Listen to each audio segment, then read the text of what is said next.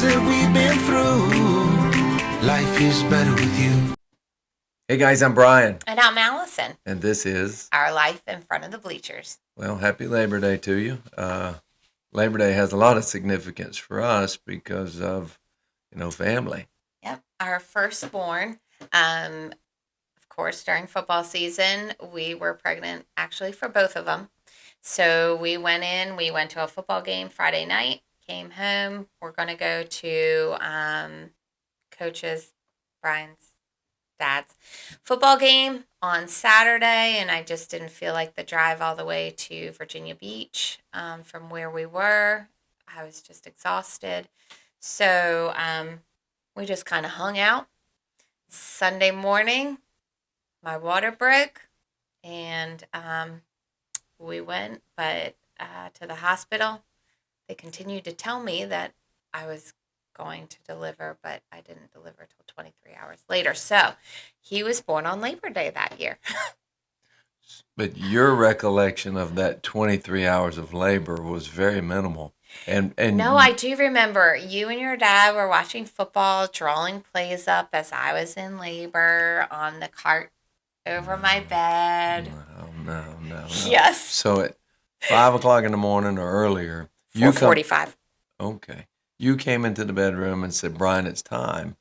So I said, I think my water just broke. We went ahead and made sure that was the case. I guess I had to inspect it fully because as I ran into the kitchen to call, it was on the floor, and I did a little bit of Tom Cruise skirting across the kitchen floor and then falling back and hitting my back. But yeah, your water broke, that's for sure. But there was no doubt about it. But as we got you to the hospital, it was supposed to be about a 2-hour drive. It was 45 minutes. I got there in 45 minutes. So we had some issues because of the transition between jobs and insurance. So the only hospital we could get to was the one 2 hours away. But so you were going to try and tough it out without an epidural. You were going to be like, I'm Superwoman.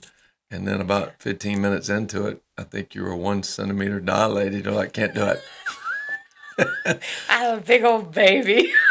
So they gave you the epidural, but you had, some response or reactions to that. So then they said, well, you kept getting nauseous. My labor, it stalled. And they gave you something to kind of get it going, Pitocin or whatever it was called. But it was one of which to get your labor induced, but it made you nauseous. So they gave you Phenergan. Is that right? Which I had taken when I was pregnant with him because I was sick for the first 4.5 months, 5 months. So they gave it to me, but they didn't know that I only took a quarter of it when I took it. They gave me the full dose, which then you were knocked out for the duration. So if he delivered, I just wasn't. This is the only time that I've ever committed any domestic violence because every time you went into labor, you watch the little machine, it would go dee, dee, dee, dee, dee, and I had to slap you in the face, wake you up, and you would pretend to push. I do remember waking up one time and you going, I know you're just faking. Push! And you weren't pushing, so. But 23 hours later, no sleep, Parker finally came in the world. And, he did. Yeah, so. So then they finally got us in a room. We were there, I guess, 7:30 in the morning. We finally got there. And then football practice had to happen that afternoon. Oh, yeah, we couldn't miss football practice. I wasn't even the head coach then, so it was still, I wasn't going to do that to the head coach or anybody else. I needed to make sure I was there. I didn't want to feel as though I was missing out on the obligation or putting somebody else behind. So I went to practice, and then we came back. I drove back to the hospital. 2 days later, so you left on Monday. I came back once before, and then I came back. You came back on Wednesday. I stayed away from you for a day and a half with a new child. I don't believe that. You did. My mom was there with me. I was there. Okay. Well, we had school, too, so I didn't take a day off. No, you didn't take a day. You came after practice on Wednesday. I'm not winning husband or daddy of the year from this. You're fine. We weren't doing anything anyway. We were watching the baseball thing because that guy was going to break that Mark record. McGwire. Yeah. Yeah, and Sammy Sosa, all at the same time. They were all doing that, and so we checked out. So the ride home that took us that I was there for 45 minutes to get to the hospital. He drove, and it took us 3 hours to get back because I think he was driving 35 miles per hour with the baby in the car. It's my first child. I didn't want anything to go bad, and I'm driving a stick shift, so trying to figure out how to maneuver mountains and hills and try not to jostle the baby around was, challenging. But that was the first one, and he came into the world, and even that weekend he was on the sidelines at a college football game. So then 4 years later, we had a birthday party for him, and we were in a different school state, and my water broke again on a Tuesday morning, and he came a little quicker. He came by because 11:45 or something. so I had taken Parker for a walk after we gotten in the hospital, and we'd been driving around speed bumps for days trying to induce this labor, and it was full moon and all this stuff. So we were told drive pretty good over speed bumps, and it might jostle. Which I was 2 weeks early with him, actually. He's a biggin. But either way, so I went to walk Parker around the hospital, and I heard a PA announcement that sounded like Davis. I don't know. He came in with Parker, and he said, "Hey, what's going on? Did I hear my name?" I said, "You did. We're ready to go." And he said, "Already?" Just because the other one took so long. This one was So this quick. one was an hour, and the other one was 23 hours. So I guess that kind of gave us some significance as to what kind of personalities they were going to have, huh? A little bit. A little bit. One's a little bit more patient, the other one not so much, and then He one just takes a wanted long to come time. out and have some fun. He has, that's for sure. So, but So those we- are our boys on Labor Day. Labor Day's been one of those that has been always significant to us because we're usually still in the middle of football. We're right around the first couple games of the year, and when Dad was coaching, it was college football season to kick off, and then our boys' birthdays. So you can recall birthdays being celebrated at football fields and such. Football fields, and then just planning parties around coaches' meetings. Well, there have been some tough times trying to organize those things. And I don't know how you did it, but you returned the favor of slapping me with some domestic violence, saying you better get your butt to the birthday party. So Well, that was only that one game that you ended up staying. And I called you and I said, "It's his birthday. We're having a party. You need to get home now." well, you've slapped me. So I'm not the only one that committed this violence in our marriage. You returned the favor for sure. And That's true. it's true. It's very true. But we have had some perks to being able to be a coach and be in education, both of us. Yeah, I mean, it's not all laborious. It's not all Labor Day. It's not all where No. we've had to work at it. But there's some certain perks, the relationships that we get with the kids and their families. Usually that extends well beyond what most people have the opportunity to do in education because teachers in the classroom, yeah, they do build some bonds, but, we have a little bit more significance because we go through some tough times with the kids, tough times with the families. And it builds a different structure of a bond that we get to maintain, and we keep up with lots of them. They keep up with us, and Yeah. I think technology's helped with all social media, so we can see what they're doing and they can see what we're doing. So all of this has been fun for us. Yeah. When But you I've look said at it before is that with football, again, I think it's different. We spend so much time together, and that's not putting it past spending time with those families either. Is that, Friday nights or tailgate parties or, organizing stuff for the boys for senior night or playoffs. We do spend, I think, more time with families than other sports do, maybe. Well, I mean, we talked about it before, but most of my senior classes spend in excess of 3,000 hours with me, whether it be in the weight room, on the field, traveling to camps, traveling to whatever. So that's a lot of time to be spending with kids that aren't yours. But that's where we've been fortunate is that our boys could be a part of that and they could see that as they grew up and they had some role models. Those kids that we were very conscientious about who our kids were going to be, hanging around. We made sure that the kids in our program, they were great kids. I mean, I can look back. There weren't very many times that I could ever recall that there was a kid in our program. I was like, I don't want him around my sons. And I think that's been significant. We've been very fortunate over our days, being leaders in the community. Both you and I, we're visible. We're there on Friday nights, and yeah, they'll pat us on the back, and that's a pretty good perk. But I'll get cussed out at, and if their baby doesn't play or we don't win and those such. So those aren't necessarily the perks, and those are things we No. look back and frown on. But there's so many more positive experiences that we've been able to get from being a coach and coach's wife, coach's family. And I think just the relationships that we were able to maintain with coaches, Yeah. whether they were our assistant coaches or other coaching friends and their wives, and being able to maintain those. I mean, some of our tightest bonds are from coaches. Yeah. And then we've continued. Even our one of our first coaches, he was the head coach.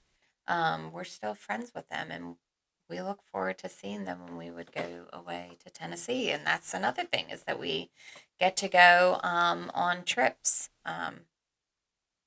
Well, the clinics were The important clinics. because it wasn't, when you go to clinics, and for most people that don't understand the clinic structure, yeah, you're going away and you're learning football and you're talking to other coaches, sharing ideas on what you could do and bring back to your kids to make it better.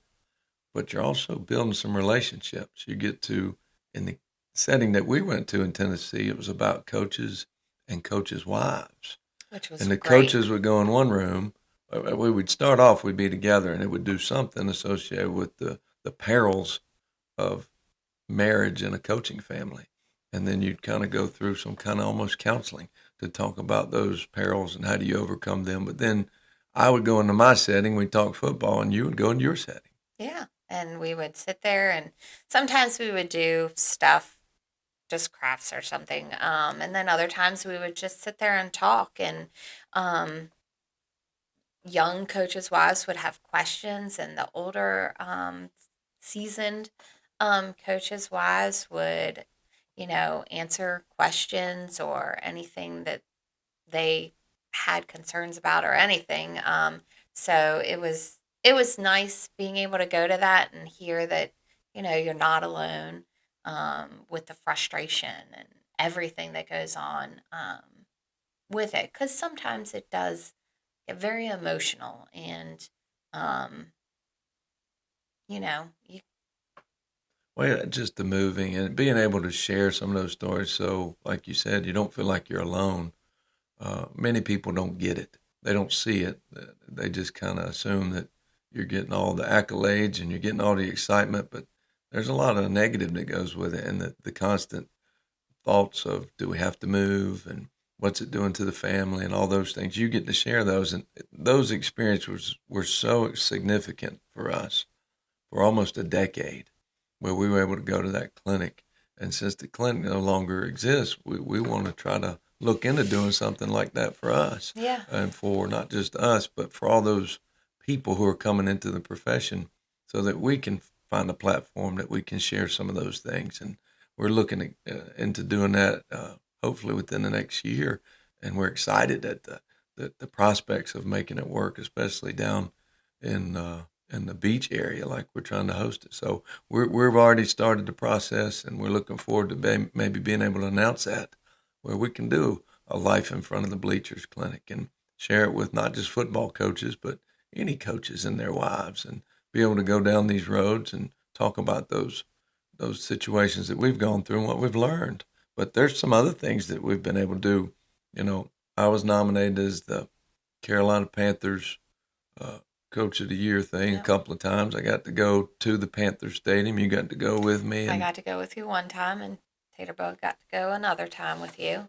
Um, so that was exciting to be a part of that and to be there and be able to go to a game. it helped us also get a grant for our school that was over $20,000 to help uh, fix some of the things that Hurricane Florence did to our school. So that was certainly a benefit and perk of being it. But after I was nominated the first time, a company checked out, Mhm.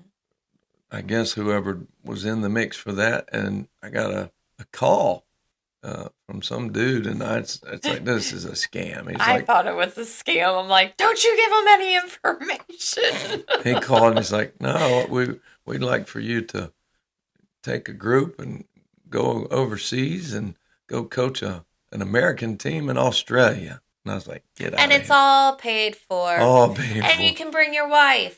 Yeah, that was crazy. So That bringing doesn't the sound wife like a part, scam. especially the wife part. Yeah, wives don't go on football ventures. Especially overseas. So I hung up on the dude. So fortunately enough, he called the school and they patched him back through. And he's like, no, this is not a scam. This is real. So I still didn't trust the process. But then, sure enough, after we got our passports and we were able to go, I still didn't believe we didn't it. believe it. So there we go. We finally landed at LAX, and okay, it seemed real. We got on Qantas, and we flew for I don't know how long it was, but It was long. I watched 3 movies and 2 TV shows because I didn't sleep. well, the 2.5 Men was so popular in Australia. That was the only TV show that was on, but it was funny. But we finally landed in Australia, and being in Australia was cool because during that time of year it was winter, but winter there was 50s and 60s, and it was very, very comfortable. But the toilet water going backwards, Yeah. flushing, a bottle of water was so doggone expensive because they were going through a drought, and you had Just this. everything was so expensive over there. Yeah. A Snickers bar, I think, was $4. Soda out of the machine was almost $5. So, Well, they had McDonald's, but it was called Macca's, and you get a little bitty kids meal for $10. But it was like, oh, this no is ridiculous. ice in their drinks. No, because of the water deprivation they were dealing with. But it was a neat experience. We got to hold koalas, we got the pet kangaroos, and we got to coach some football, Americans against Australians. The funny thing about that game, I recall, I don't remember much about the game, but I remember the Australian, they call it gridiron, but the Australian gridiron team was composed of mostly mid 20-year-old guys, and we're taking high school seniors over there. And I remember at halftime, I think we were tied, and I went to the bathroom, and the Australian team was right over there near the bathroom. They're all smoking cigarettes, drinking beer, and doing all kinds of craziness at halftime. I was like, we might win this one because most of those guys don't want to come back out after this one. But it was real exciting, and it was so exciting, and I guess we did such a good job. They invited me to go back the next year, the year after, whenever it was, and that was exciting because I was the head coach that time. And one of your coaching Yeah, I was able to coaches take got them. to go, and one of your kids, you got to coach one of your seniors. I did, and we had some kids that were really good football players that played in the Big Ten, and it was a neat experience to go there. And we played in a monsoon.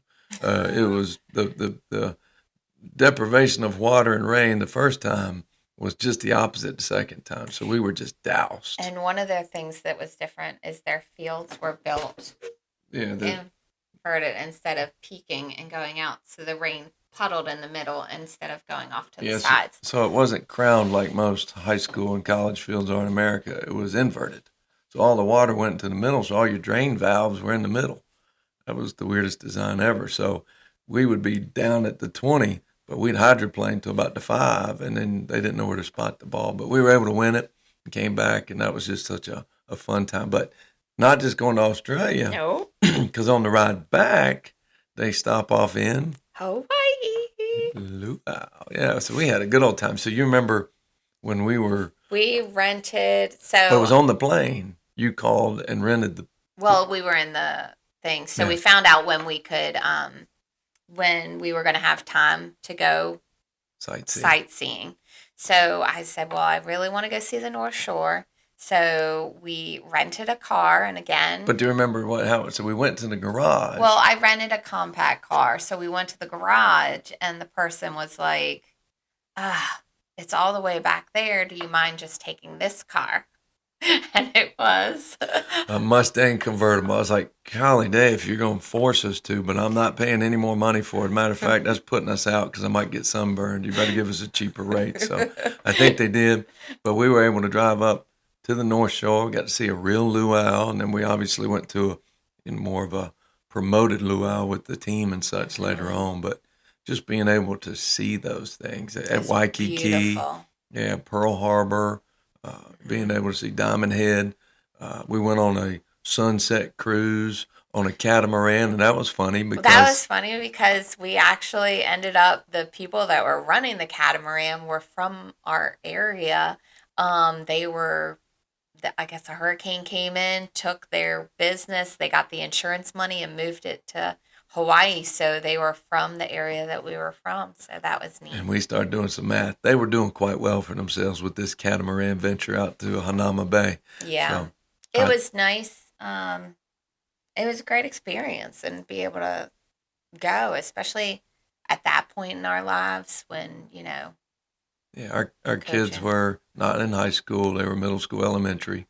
So we were able to be fortunate that my dad and my aunt were able to, and maybe your mom as My well. mom. Yeah, Yeah. to be able to watch them, and we were able to go for 10 or 12 days and be able to do that. Now getting back, ooh, the jet lag. It took me 2 weeks to recover, so I felt bad because it was right in July, and one of those weeks was a dead week for us, but the other week I wasn't there for our kids, and boy, it felt like it was week 2 of the season before I felt like I recovered. So I said I couldn't do that anymore to our kids, and I'd seen it. It was good enough, but I had a great time, and you had a great time, I and did. they're great experiences. There are lots of perks to what we do, and they're not all great by any stretch. And sometimes some of our best moments come happenstance. We just kind of not knowing what's going to happen from this venture turns into something very memorable and awesome. But then there's some other times we're very optimistic, and whether it be because of bad leadership or because of bad circumstance, it could be parental interaction, whatever it is, it turns into sour taste. And we'll talk about some of those as we go forth too. But we wanted to make sure that we were able to talk about Labor Day, being Labor Day, but also the perks of being a high school football coach. Because I could have stayed in college, could have done some things there, and probably done well and made some more money and done those things. But I don't think that we would have had We the wouldn't experiences have, no. together. Just the recruiting field by itself, just that being able having to go out on the road and do those things. I don't know where we'd be. I don't even know that you'd still be with me. You'd be like, I'm tired of waiting at home for you to come home. But I think we were very fortunate that things turned out this way. And we've been in some rough spots, and all the head jobs I've had were not really good jobs. But because of you, and No. well, because of you, it did. And many times it turned into something that was very, very positive and relevant to a lot of people in the community. And Well, I you think helped the bridge that a bunch. kids, Well, yeah, the kids, absolutely. There's no doubt. The kids, when they buy in, and they bought into us, I think yeah. sometimes, because when I do my introduction, you're always there. So we sell it as this is Brian and Allison and the boys. This ain't just Brian. And It's I the know whole I'm family. I know my current employer and my bosses say they're gonna miss you a lot more than me when I retire. So it's gonna be one of those ventures. You may just have to come around just for the chocolate cake and such. They But might see me still on the sidelines. yeah, you had some Labor Day chocolate cake today. You delivered because of a win to both the I didn't JV and the eat it varsity. though. No, not this time. So we've been on this carnivore diet and doing pretty good with it. So sometimes we have little cheats, I suppose. I've been trying to be good. I don't know that that can be said by my counterpart here. I've been very good. Well, it's been good to both of us because we've lost significant amounts of weight, but we feel pretty good, and we're excited about all the things that hopefully will come forth this whole season. But I wanted to take this time to share some good times, share some things that we really appreciate about our profession, and you weren't really wanted to talk about Labor Day I because did. it's our boys, It's our boys. and that's what we've always had with significance of our football season and our family. So, well, I love you. I I love appreciate you. all you do. Appreciate all you have done, and we reminisce and we have a good old time smiling about some of these experiences, and hopefully we can find a way to share them with other people here soon, and have something that'll be able of value when those people want to come to that clinic. We can find some great ways to share those experiences and give them hope in the future because it is good in spite of what people tell you or in spite of right now. You just have to have hope in the future. Yep. Well, this is Our life in front of the bleachers. Take Care.